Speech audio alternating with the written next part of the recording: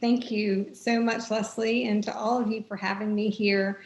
I'm thrilled just to be with you for a few minutes before we turn it back over to Leslie and our panelists for what should be a very informative discussion of their work to better understand and treat food allergies.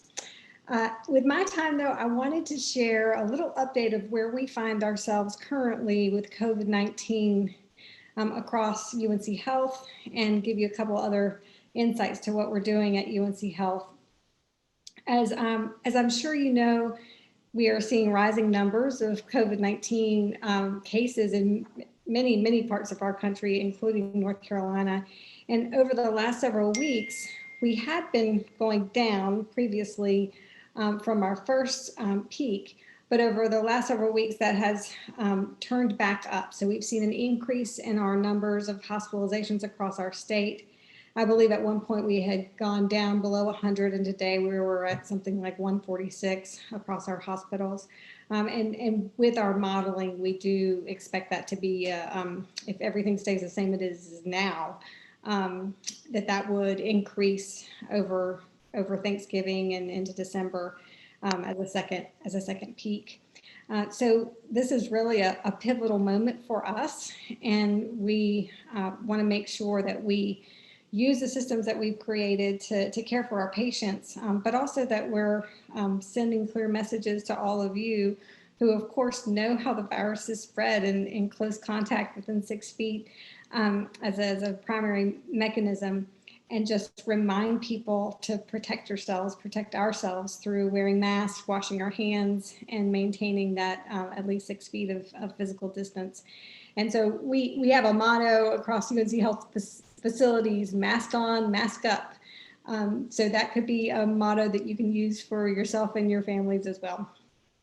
Also, just while we're talking COVID, wanted to make sure to encourage you to get your flu shot because it is important for your own health, but also important for all of us as we're trying to make sure we have enough capacity to take care of patients who will likely be ill with both COVID and the flu, or one or the other at the same time. And so the more of us who get that vaccination, the less or the more able we'll be to care for our sickest patients. I also wanted to, we're facing so many challenges, challenges with mental health, challenges with racism and racial injustice, challenges with COVID, and we can all carry on challenges of figuring out how to care for our families during this strange time. But in the midst of all those challenges, it's also just important to celebrate our successes and where we've adapted to and evolved to continue to provide excellent care for our patients across UNC Health. A major growth area has been in telehealth, of course, and I know you'll hear more about that from some of our panelists today. But in the first few months of our pandemic, to have gone from hardly any video visits to moving to tens of thousands of virtual care visits per week has been a tremendous accomplishment and has allowed us to care well for patients in safe ways. And so, even when we get on the other side of this more fully, our hope is that the opportunities with telehealth and virtual visits will continue and to be something very positive that came out of this. But also our research across the School of Medicine and UNC Health has been just absolutely tremendous.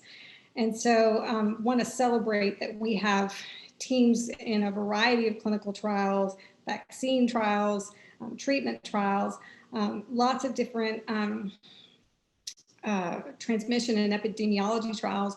But our researchers have stepped up in just tremendous ways, and we've been recognized as the leading academic health system for research in COVID, and we feel very proud of that. So I want to thank you for being a part of this and for being a part of our team to be able to pull together and make a positive impact across the state and the world. Through that research and through our clinical care and just through the teamwork and philanthropy and all the different parts that have gone in to helping us get through all of this together. And then before I close, I wanted to say across UNC Health and our School of Medicine, we also have a deep commitment to our efforts in diversity, equity, and inclusion. We formed a system executive DEI council that I've had the privilege to lead, and really are putting significant effort into both diversity, equity, and inclusion and culture of belonging within our organization, and also in health equity and a more thoughtful strategy for how we can address disparities across our state and make a difference. But in that, please hear that that is an authentic commitment to doing what is right and to making a difference for all people in North Carolina and beyond.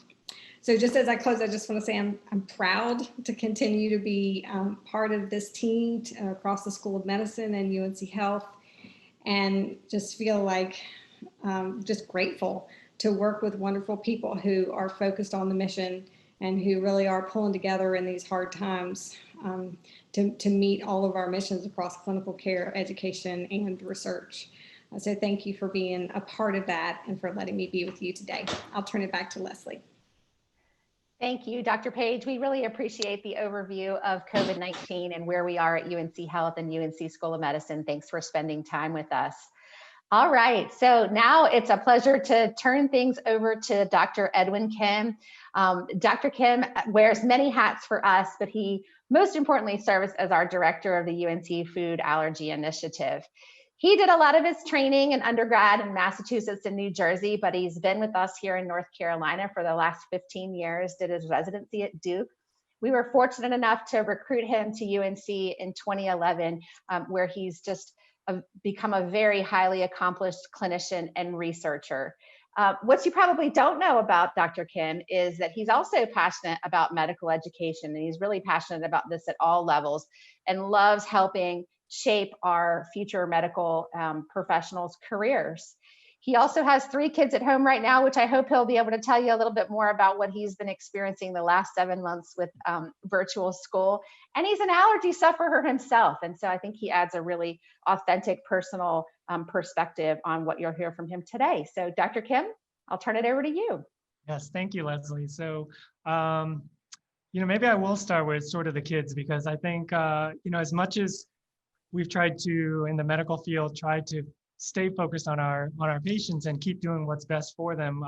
We have our lives too, and I think it's important that all of us are recognizing that it's hard for everybody out there as well. And so for me, I've been really trying to figure out how to be a homeschooler. So our kids are in the Chapel Hill system, and so they've been remote learning really throughout the later part of the spring and now in the fall as well. And it's been a learning process for us, just like everybody else. And if anything, I just have to say with the school systems, first of all, the teachers are absolutely amazing. And I always respected what they do, but I really respect what they do now and what they're trying to do for our children and how they're trying to have to adjust on the fly. And I do want to use that as a segue into, what I'm seeing here at UNC. And, I'm happy to be able to follow up with Dr. Page, because really, I would have to say that I'm so proud to be here at Carolina when it comes to COVID. I think they have done a spectacular job of keeping us informed. And I think realistically informed is really what the point I want to make. And I'll segue into our allergy clinic discussion in just a minute. But, I think it's been a huge roller coaster ride, and it's not over yet, unfortunately. And back in March, when we didn't know what was going on, I was just happy that they were able to continue to give us that information and tell us, really what they thought was going on and what they thought was going to come. And throughout this whole process, I think there's just been this extreme focus on keeping us safe, and not, of course, our patients, number one, keeping them healthy and safe, but really on the rest of us as well, our nurses, our staff, our providers. And so, and they continue to do that. And I think I've been so proud to be here and to be part of that system. We've been very fortunate here at UNC to have a lot of experts in-house as well. So we're able to get that information direct from our experts, and then sort of make sure that that lines up with what we're hearing sort of at the federal level as well with Dr. Fauci. And so, I will segue a little bit first into what's happened with our clinic, and then really with what's happened with research as well. And so there was a period of time where our clinic actually completely closed. If you think about the way allergy symptoms look, cough, runny nose, feeling down, feeling malaise. I mean, these are a lot of the same symptoms people were talking about with COVID, not being able to taste, not being able to smell. And early on in the pandemic, we just didn't know how to figure out which was which. And so we shut things down to be thoughtful, because what we didn't want to do is put anybody at risk, whether it's our patients, our staff, or any of us. We have been able to reopen and have been fully open since May. And again, we've been able to do it with great screening, with full PPE for all of our staff and for our nurses and our staff and our providers.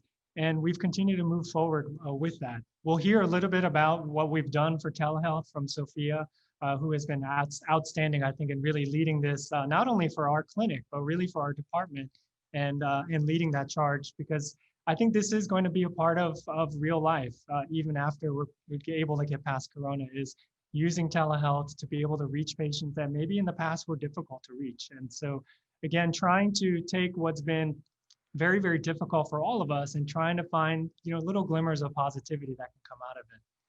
Now, when it comes to our research, we had a lot of the same considerations of the research is vitally important. How do we make sure that we are addressing, in my case, food allergy, but the other types of immense research we do at UNC, and how do we do this in a safe and thoughtful way and not sort of put that research at risk? And so equally so, things slowed down dramatically for a period of time, but we've had outstanding screening procedures and PPE, and really I'm happy to say that our food allergy research is really back up and running, really at full strength at this point, of course, with some precautions. And I think that's important because patients have really reached out and told us that the pandemic has had some good things when it comes to food allergies. So they're home a lot, they're cooking a lot. So I think they're able to, they're not at school, they're not at work in places that may have put them at risk in the past. But some things have been more difficult. One of them is, these are folks that go to the store all the time because they have to get specialized foods in order to avoid their food allergies. And suddenly, these are maybe some of the places that are the worst place to go when it comes to COVID exposure, because they're typically a lot of people that are close. And so I think that has been difficult. For a lot of, especially the pediatric patients that I've dealt with food allergy, they've found these restaurants and places that they had been comfortable with their food allergies in the past, but with shortages of staff and all kinds of changes with delivery people and whatever sources they're using, suddenly that confidence they may have had in those restaurants for being allergen-free has kind of gone out the window. And when you ask that delivery man, does it have peanut in it? The guy shrugs his shoulders. He has no idea. Or even when you have the temporary chef at that restaurant, they only hired him during the pandemic. They don't have a clue. And so, I think new issues have come up, and it just reminds us that it is important that we continue to move forward with our research, trying to understand our allergies better, and then trying to develop treatments towards those. I do want to take a quick second and talk a little bit about those treatments that we've been developing. And then I'll be followed up shortly afterwards with Dr. Commins, who's going to be talking about one of the biggest allergies that's hitting us on the East Coast, especially the Southeast, with this meat allergy. But talking about the food allergy treatments that we've been dealing with, we've been pushing forward with a type of treatment which we call immunotherapy. And what this is really just trying to expose patients to little bits of what they're allergic to, but in a controlled way that it's basically slowly built up with the idea that we're able to actually retrain that immune system. So taking that allergic part of the immune system and then trying to retrain it so that it becomes tolerant, so it doesn't react when you get that food.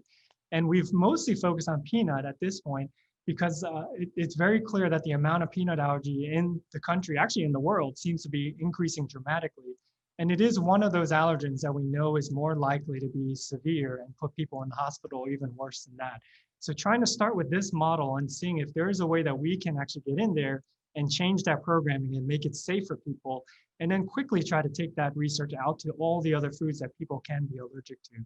And so far, we've made a lot of tremendous progress here. And especially in the past 10 years, we've been studying something that we call oral immunotherapy. So it's simply eating small amounts of what you're allergic to. In this case, for peanut, it's peanut flour. And it's amazing to say that I've been lucky enough since 2010 when I started this research, and fast forward to 2020, we actually had the first treatment for peanut allergy. This oral immunotherapy product was approved in January of this year, and now is available to kids ages 4 to 18 in your standard clinics. And so I think it's this tremendous first step towards food allergy treatment. but it's not the end all be all. Well, first of all, it's only peanut and it's only ages 4 to 18. And we clearly know people can be allergic to all manner of foods, and it doesn't stop on your age 18. So, here at UNC, I think it's been important that we continue to push forward with different ways to do it, as well as to broaden what we're doing with that food allergy research. One area that I've been very passionate about myself is a version of immunotherapy called sublingual. So the idea here is to actually put this medicine underneath the tongue and slowly expose your immune system to that on a regular basis, in the same way trying to make someone less reactive and less allergic. And it's been amazing to see it work in these kids when you put minuscule amounts of peanut and then suddenly they're able to eat 10, 20 peanut kernels without any symptoms at all. And so again, very, very important that we continue to push forward with the research, and UNC has been so supportive in making sure that we can do this, but do it in a safe way. I'll leave it with one of the most exciting types of research that we've started to do, and this is actually looking at a special injectable anti-allergy medicine, which is called omalizumab. And the reason I want to focus on this one particular medicine is this is a medicine that is actually already available out there, and folks who may be coming to our clinics, our allergy clinic, may have even heard of it or been on it. It's approved to treat allergic asthma, it's approved to treat hives, and it may even be able to treat things like polyps and sinus disease. But the hope here is that this is a medicine that can treat not only peanut allergy, but multiple food allergies, and all at the same time. And this would be spectacular if we can get a treatment like this out there. I mean, wouldn't it be great if we can knock out your asthma and knock out your peanut allergy, knock out your shellfish allergy, and maybe even help a little bit with that seasonal allergy all in one shot? And so it's something that's been really exciting to be a part of. And hopefully over the next couple of years, you'll be able to hear more from our UNC Food Allergy Initiative group about this type of research. And so with there, I'll stop talking and hand it off to Leslie, who can introduce Scott, who's doing some amazing stuff at UNC as well. So before we turn it over to Dr. Commins, though, Dr. Kim, I'm going to ask you a few questions. We've got a couple that have been submitted through the chat. For the ones that are about Alphagal, we'll let Dr. Commins answer those. But Dr. Kim, let me pose a couple to you here. How much is food sensitivity related to inflammation and chronic cough? Oh, that's a great question, Leslie. So we do get a lot of patients who come into clinic who've been having, a lot of problems with cough, maybe recurrent phlegm in the throat. They can't get that under control. And there's concerns of, is it related to foods like milk and otherwise? And I think that, the key thing to keep in mind here is if it's happening, it's happening. These are real symptoms that people are having. And what we try to differentiate as the allergist is this the anaphylactic kind of stuff where we're talking about EpiPens and these treatments we're talking about, or these more kind of intolerances and side effects. And we have different approaches to both of those, but we do have the experts in our clinic that can try to separate out the two, figure out what testing is needed, and then kind of grade the best treatments for those. And in that particular case, oftentimes it's going to be a combination of being aware of what you're eating and then focusing treatment on sort of the drainage that can sometimes come from this. Great, thank you. Another one, do food allergies cause weakened immune systems or contribute to other health conditions? Yeah, I think especially in COVID, people have asked a lot of questions about their weak immune system. Can they boost it in some way? Is there something they can be doing? So the way I would describe allergies is I wouldn't think of allergies as necessarily a weakened immune system, but it is an immune system that's not doing the right thing. So things like foods should not, they're benign. We eat them, they're supposed to make us healthy. But for some reason, there's programming in some of us, including myself, that have allergies, where our immune system seems to overreact to things that should be completely safe and completely benign. And that kind of goes at that idea that I mentioned before, of retraining our immune system. And so whether it's going to be the allergy shot for a pollen allergy, where we're trying to retrain the system to not see the allergen, not see the ragweed as a bad thing, or in the case of peanut, or eventually it would be great with the alpha-gal in the meat to try to make that immune system not see that as a bad thing. But I wouldn't necessarily think of it as a weak immune system, but it's just directed at the wrong thing and overreacting, if anything else. Okay, thanks. And then there's one comment from an attendee that says, agree about difficulty to get specialty foods for food allergies during the pandemic. It's also been difficult with those that have food insecurity and to maintain a consistent and reliable source of safe foods when being served by emergency food providers like pantries and soup kitchens. So yeah, again, just underscoring that food insecurity piece as it relates to allergies too. So Okay, keep those questions coming. We'll try to get to as many as we can. And again, Dr. Kim, thank you so much. We'll turn it over to Dr. Commins. I just want to briefly mention a little bit about his wonderful pedigree. We're so fortunate to have him here with us and sharing his expertise in Alphagal. He too is a highly accomplished clinician and researcher. He did his undergraduate here in North Carolina at Wake Forest, spent some time away in South Carolina for medical school, but then spent a big chunk of time in Virginia before coming back to us, I guess maybe 5 or so years ago. And so again, he is an expert in Alphagal, and I'll turn it over to Dr. Commins. Thank you, Leslie. It's a pleasure to be part of the panel today. The health system certainly has really exemplified, I think, our what we've done in the lab as well, which is to improvise, adapt, and overcome. And you know, these times have certainly rewritten a lot of this for all of us. So we're pleased to be making progress as best we can. I wanted to spend a few minutes today to tell folks about some of the research that I'm involved in. It actually is centered around an allergy that we call Alphagal syndrome, and there are reasons for that, which I'll talk through. But on your screen, I think you can see this sort of summary slide, which shows that the Alphagal syndrome seems to be started actually by tick bites. And we think that probably what happens is that a tick feeds on a mammal, and a deer, that would be a deer, dog, horse, that type of thing. And all of these lower mammals, so to speak, have this Alphagal sugar. It's a carbohydrate that's sort of part of their makeup. And we think that the tick picks up Alphagal from that blood meal. And then particularly in the Southeast, the relevant tick is this Lone Star tick, which we have a fair amount of. And then after that tick bites a human, it sort of inoculates the human, if you will, to Alphagal and sort of sensitizes a person's immune system in that way.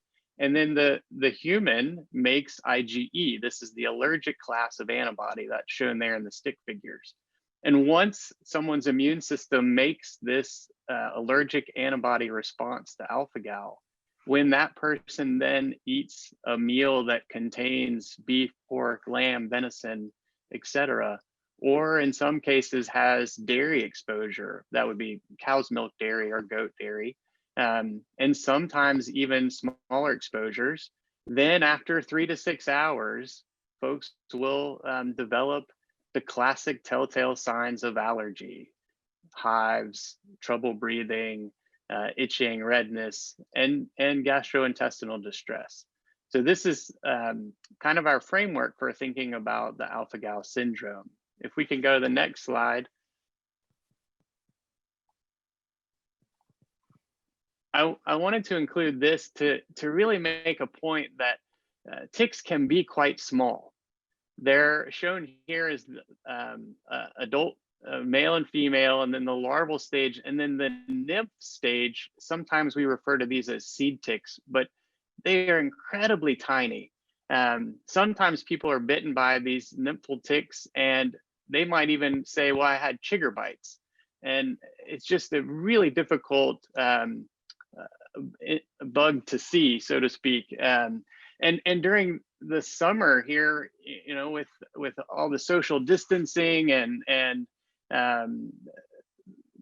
you know, movie theaters being closed, we've had a tremendous number of people seeking outdoor activities, natural parks, and local recreation. And one unfortunate side effect of this has actually been that the number of tick bites has increased. And so I think it's important that we just be aware that a tick bite doesn't necessarily always look like an attached adult tick. It can really be incredibly small. If you'll go to the next slide, I wanted to show a sense of where Alphagal has been found. So you can see a lot of markers that patients have put on this map from the southeastern United States, but then equally, there are patients in Europe and in Australia, Central and South America, South Africa, I like to say that the Alphagal syndrome now has a global footprint. And if we go to the next slide, we'll sort of zoom in on the US portion, so you can really see the striking burden that the southeastern US and the eastern US bears when it comes to the Alphagal allergy. In terms of the burden itself, if you'll go to the next slide, we finally have a little bit of data related to the distribution of cases and the actual number of cases. We had thought for a long time that there were probably 5,000 to 6,000 cases, but it turns out in conjunction with the CDC and the primary testing lab in the US, which is Viracor, we know of now over 34,000 positive tests, individual tests. And we have a fair sense that most of these are coming from the South. You can see the positive there of 10,700. There are a fair amount of tests where we're unsure of the geographic location of the patient, but we are, if you'll go to the next slide, we're working diligently to figure out where these are coming from. And this shows you the increasing incidence of people testing positive over several years, beginning in 2013 and progressing to 2018. So you can see it's the same southeastern mid-Atlantic states that were highlighted in the prior map, but now really putting some data behind the actual burden that these states and patients are facing. But I think there is some good news. If you'll go to the next slide, potentially we have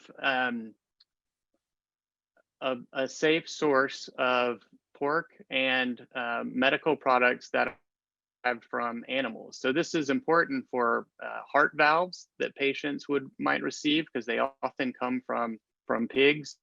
Heparin, which is a common blood thinner that's used in the hospital, also has a porcine component. So we're excited about the idea of a pig that no longer has Alphagal.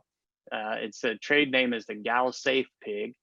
And if you'll go to the next slide, we've been working closely with the North Carolina Department of Agriculture, and we're making progress in bringing what we call Gal Safe products to the market. This is an early package of Gal Safe bacon, and we're still waiting for full approval from the USDA and the FDA, but this is important progress that has transpired over the past few months while we've been focused on these efforts.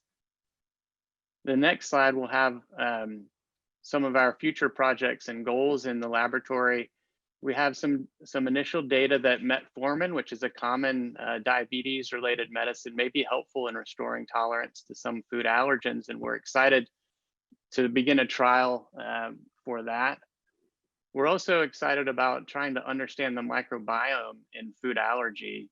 There are some initial studies that replacing someone's GI population microbiome-wise could perhaps lead to some improved tolerance to food. So we're excited to begin that study with some of our gastrointestinal specialists. We're also excited because prior to coronavirus pandemic and the pause of our clinical research, we had some private gifts that had allowed us to order a pretty exceptional machine that will allow us to what I call study the allergy cells from the inside out. In the past, it's been really difficult to understand the external markers of some of our allergy cells, as well as the internal genetic components. And what we're able to do now is to do this in combination. And I have a picture, if you'll go click one more time.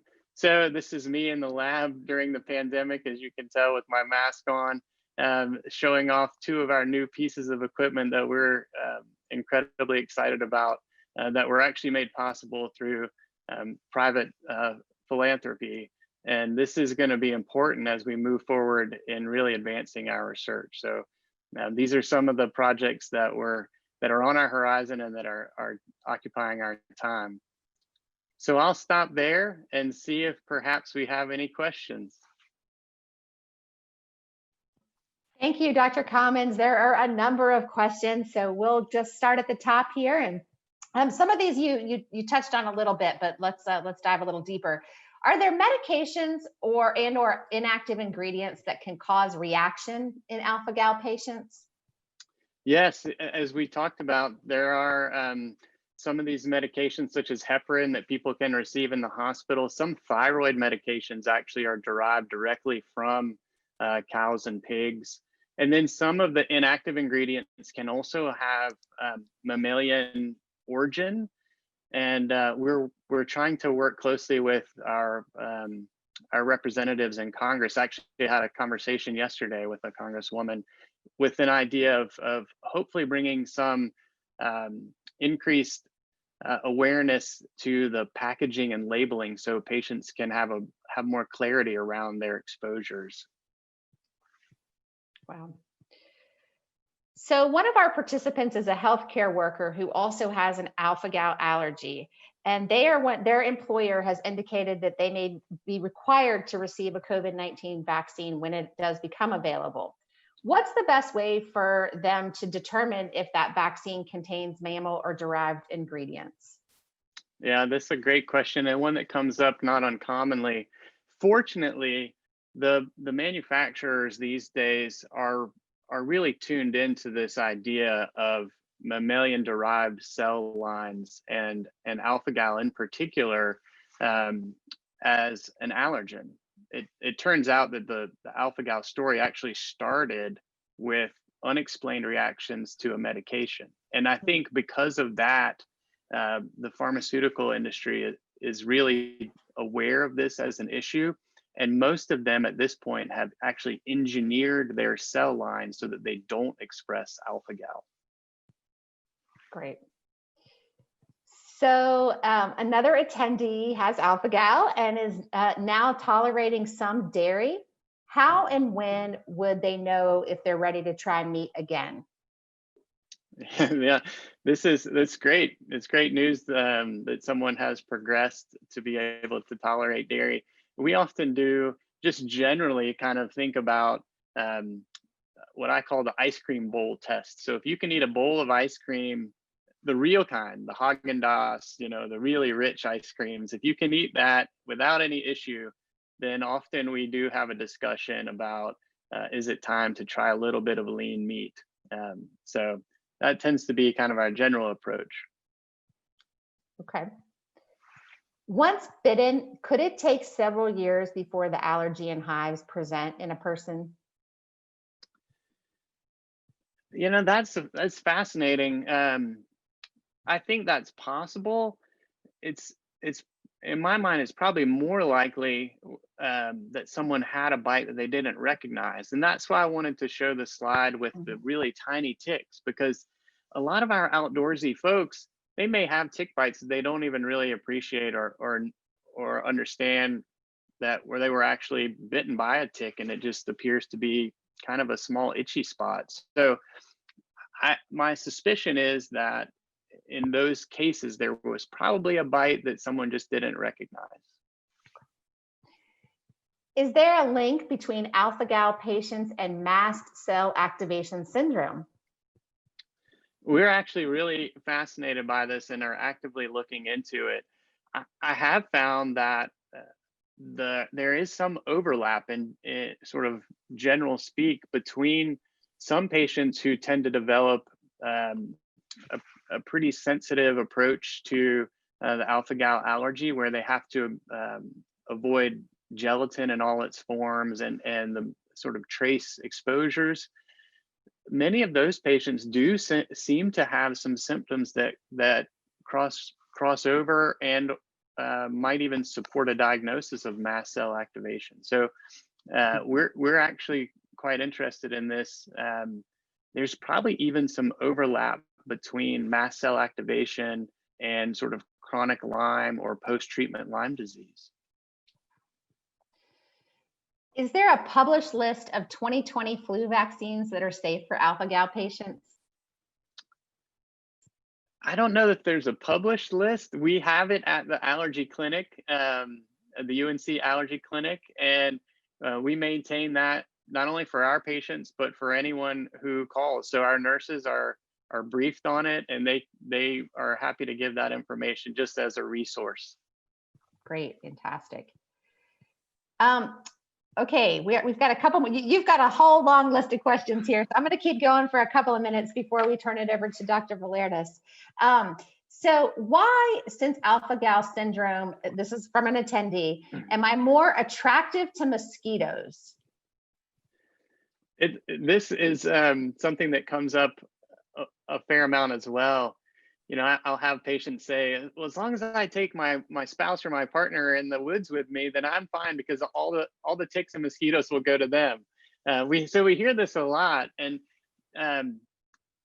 the short answer is I don't know why that is, that some people are more attractive to others than others, but it does seem to be that part of a prodrome, if you will, to developing AGS is impressive reactions to bites. So at the site of the bite, people will get a red itchy spot that hangs around for a while. It's slow to heal.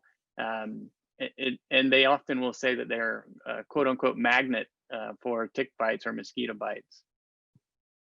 Interesting. All right, so last question for right now. Are there factors that impact the severity of reactions in Alphagal patients?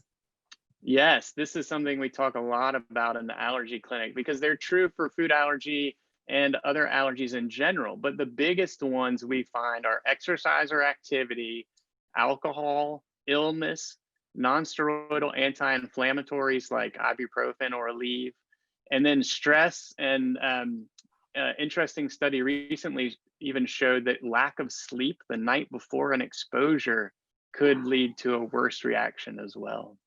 Wow, that's fascinating.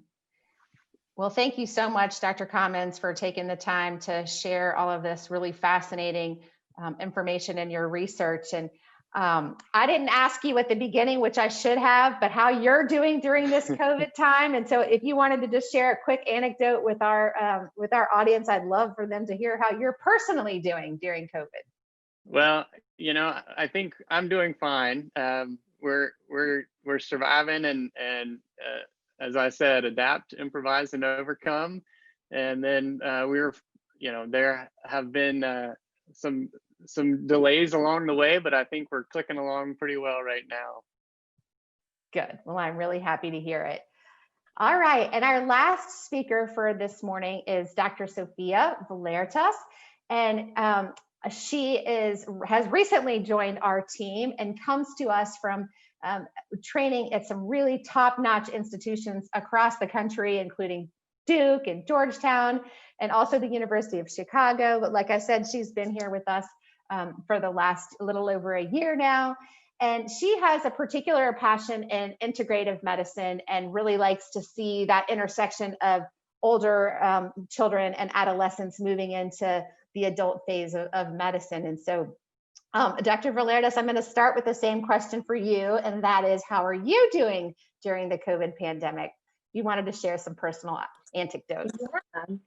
Well, thank you so much. First of all, thank you so much for having me here. I really feel honored to be part of this panel with such great of my colleagues. You know, I feel really lucky to be at UNC, and you know, our family's doing pretty well. I've got two really young boys, and you know, fortunately they're at an age in which they're still very young and don't fully understand, though they're starting to get there. And you know, they are just playing around the house a lot more right now. They're not quite in school yet, so it's been an adjustment, as it is for many of us here. But I think, you know, with UNC, I feel so grateful to be at such a great institution that's been so supportive of me on a personal level and a family level, as well as professionally. And so I think, you know, that is one of the greatest things that I'm happy about being here and back home in my Tar Heel state.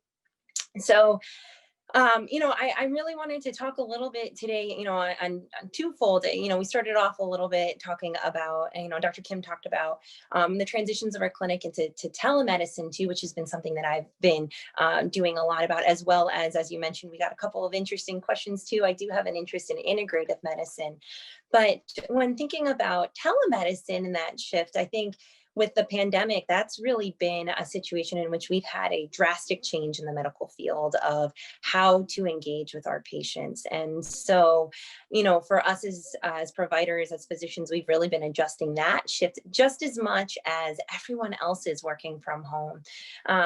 Something that's been really exciting is that we've been able to improve our access to a lot of people that maybe had a little more difficult time coming into our clinic, whether that's taking time off work and we could kind of be fit in different meetings while they're at home on telemedicine, parking, or just being located in areas further in the state than our Chapel Hill location.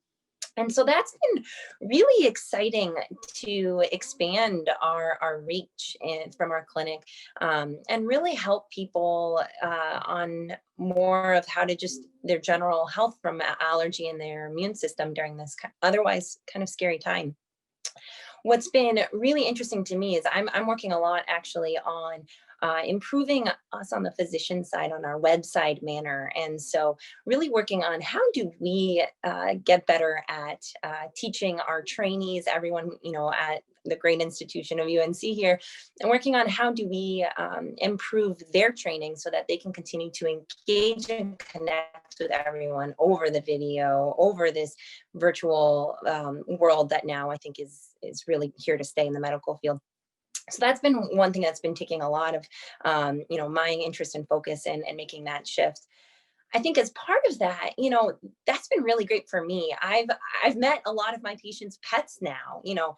I love pets, and I feel so bad when I tell them, hey, you're allergic to cats or dogs. And I really get excited now to be able to meet the ones that they have at home that they're now maybe able to tolerate better because they've been able to come into our clinic for allergy shots, or, just really having that honor to have the insight into the patient's home and their home environment through telemedicine has been a really unique experience. I think part of that is also then looking at,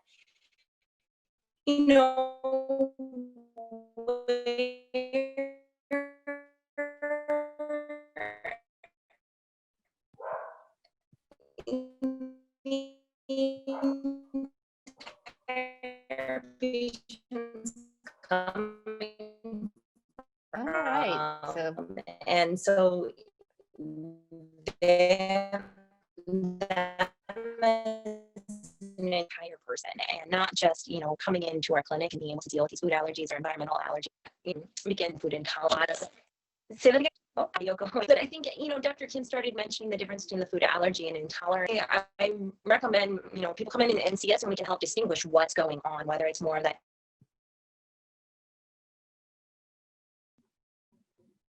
So obviously we're having a little bit of technical difficulty here with Dr. Volertas. Are you back?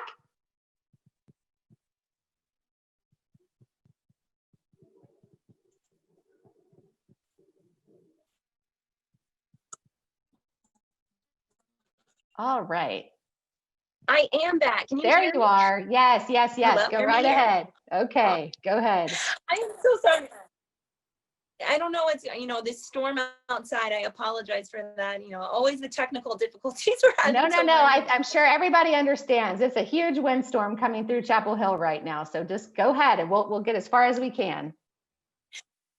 Absolutely. So I think that, the other piece that people were really interested in hearing about from some of our questions before we started was, looking at the whole person. How do we stay well during this, and thinking about our immune system as well? And there was a question about what other alternative things can we take to help our immune system, to help allergies and things along those lines. And first of all, I would recommend talking to your allergist, because a lot of these supplements do interact with medications. I think my phone is having more difficulty again.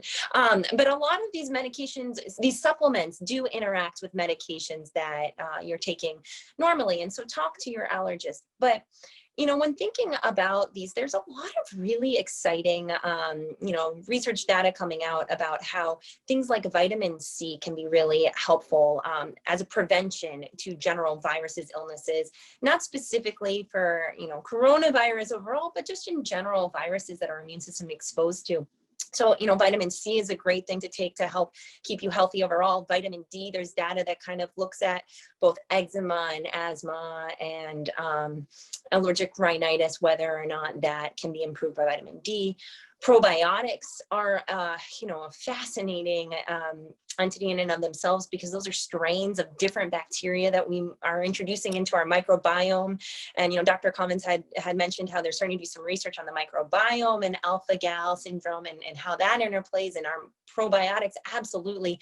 That is the bacteria living in our intestines that also impact that. And so, generally healthy things, those can help prevent illnesses during the viral season as well.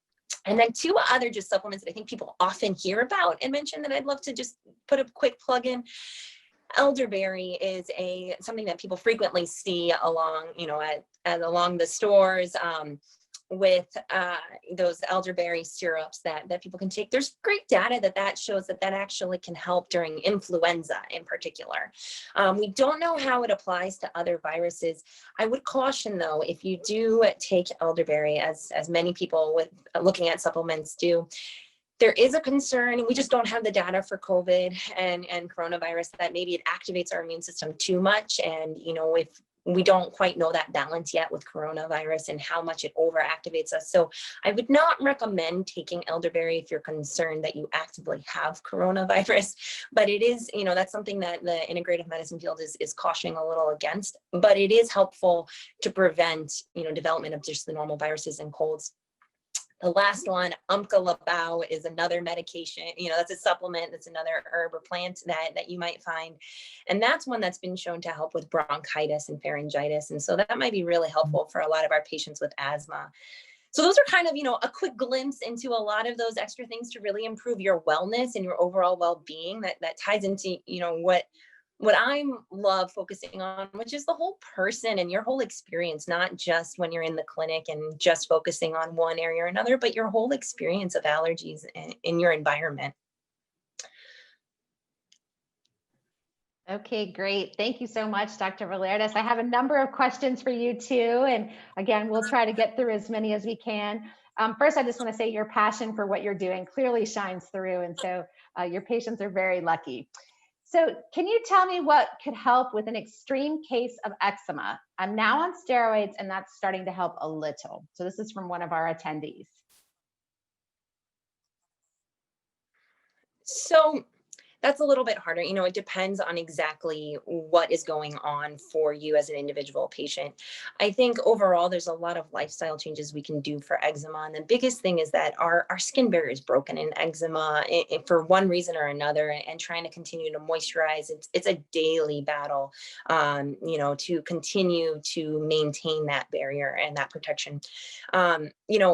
I was talking a lot about integrative medicine. I don't think that this is directed towards that aspect of things, because a lot of the integrative medical treatments are mostly for maintenance of wellness rather than specifically treating disease. I would recommend seeing us in allergy, and we can see if you're a candidate for some of our other biologic agents that affect your immune system. There are some that we're looking at that do treat eczema, more severe eczema that we have found a lot of benefit from. So I would recommend talking with your allergist, and we can really work on that. It's not something you have to live with. All right, and then one more question for you, and I'm gonna open it up for a couple of questions for both of you, but does sustained use of antihistamines cause fatigue?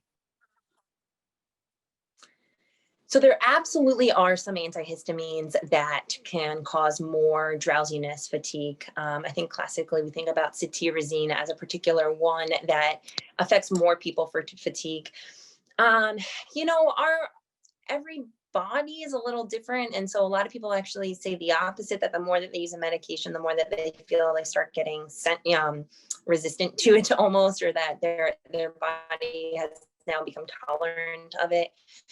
So not in the classic sense that I would think of across the board, but I think that, you know, if that's occurring with you individually, there are other antihistamines that typically tend to have less of a drowsiness, for example, foxifenadine in particular, just from the research data from that.